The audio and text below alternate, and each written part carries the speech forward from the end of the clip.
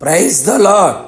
సర్వ సృష్టికి ఆధారభూతుడైన యేసుక్రీస్తు శుభనామములో మీ అందరికీ కృపా సమాధానములు విస్తరించునుగాక.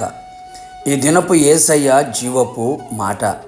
రోమీయులకు రాసిన పత్రిక 6వ అధ్యాయము 13వ వాక్యభాగము. మిమ్ముని మీరే దేవునికి అప్పగించుకొనుడి. యేసయ్య వైపు చూచుచు, యేసయ్య అడుగు జాడలలో నడుచుచు, యేసయ్య వైపు చేతులు చాపి, యేసయ్య తట్టు హృదయమును త్రిప్పి, యేసయ్య కృపలో వర్ధిల్లుచున్న నా దేవుని ప్రియ దైవ జనాంగమా, ఈ ఆత్మీయ పోరాటములో, విశ్వాస యాత్రలో మనమందరము ఆయనకు సంపూర్ణముగా అప్పగించుకొన వారమై ఉండవలెను. మనలను మనము సంపూర్ణముగా ఆత్మ ప్రాణ శరీరములను అప్పగించుకొని ఆయన పాదముల ఎదుట లొంగిపోదము. అవును ప్రియులారా, శరీర దురాశలకు లోబడినట్లుగా చావునకు లోనైన మీ శరీరమందు పాపము ఏలనీయకుడి, మరియు మీ అవయవములను దుర్నీతి సాధనములుగా పాపమునకు అప్పగింపకుడి. నీతికి సాధనములుగా మీ అవయములను దేవునికి అప్పగింపవలెను.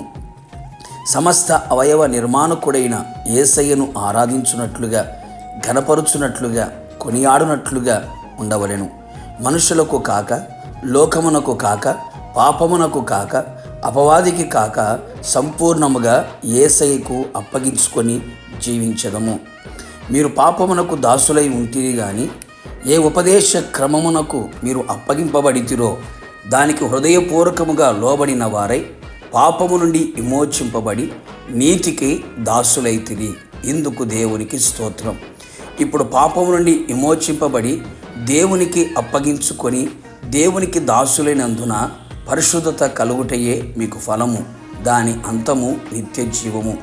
నిత్య జీవము గలవారమై ఇహపరమందు ఆయనతో జీవించున్నట్లు ఆయనకు అప్పగించుకొనేదము. అంతేగాక మనము అప్పగించుకున్న దానిని రాబోచున్న ఆ దినము వరకు, అనగా ప్రభువు రాకడ దినము వరకు ఆయన కాపాడును కదా.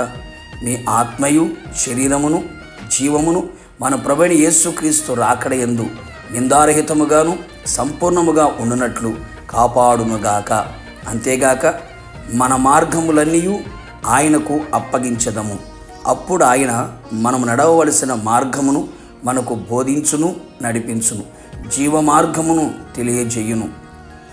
దేవుని కృపకు అప్పగించుకొనేదము. అవును ప్రియులారా, ఆ కృప మనల్ని బలపరచును, బలహీనతలో శక్తిని ప్రసాదించును, బలవంతునిగా చెయ్యును, సమస్తమును చేయునట్లుగా చేసి ఆయన కొరకు ప్రయాసపడునట్లుగా చేయును.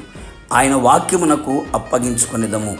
ఆ వాక్యము మనలను గద్దించి, బుద్ధి చెప్పి, హెచ్చరించి, ప్రకటించును, పవిత్రపరచును, మహిమగల సంఘముగాను ఆయన ఎదుట నిలబెట్టును.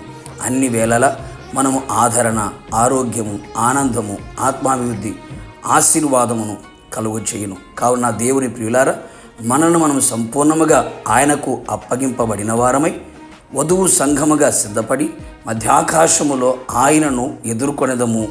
ఆయనతో యుగయుగములు నిలిచి ఉండేదము. ప్రార్థన. ప్రేమ, కృప, కనికరము కలిగిన మా ప్రియ పరలోకపు తండ్రి, నీ పరిశుద్ధమైన పాదములకి కృతజ్ఞతాస్తుతులు చెల్లించుచు ఉన్నాం. మీరెంతైనా నమ్మదగిన దేవుడవు, నీ ప్రజలను ప్రేమించే దేవుడవే ఉన్నావు. మమ్ముని మేము సంపూర్ణముగా మీకు అప్పగించుకోవడానికి కృప దయచేయమని ప్రార్థిస్తున్నాం.